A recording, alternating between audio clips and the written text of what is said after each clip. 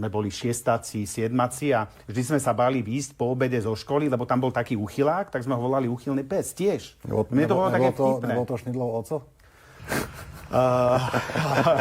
Ja som Vlado Šnídl. Všetci vieme, že si Vlado Šnídl. Šnídl. Zase ideš vyplakávať za nevinný vtip? A poďme si to pozrieť. A chcem zareagovať na video, v ktorom Filip Sulík s advokátom Davidom Lindnerom vtipkujú o mojom zosnulom otcovi. My vtipkujeme o tebe, Šnídl, nie o tvojom zosnulom otcovi. Ti ten vtip vysvetlím teda, lebo evidentne si mu nepochopil.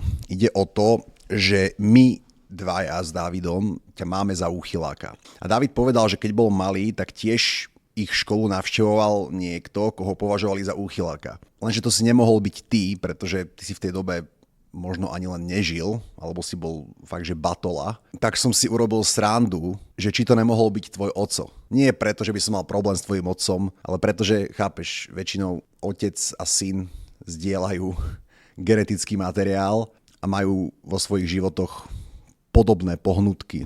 Napríklad môj otec je politik a ja tiež ašpirujem týmto smerom. Zase syn kováča tiež zvykne byť kováč.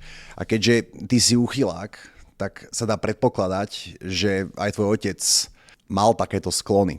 Takže to vôbec nebol vtip o tvojom otcovi, Šnídl. To bol vtip o tebe.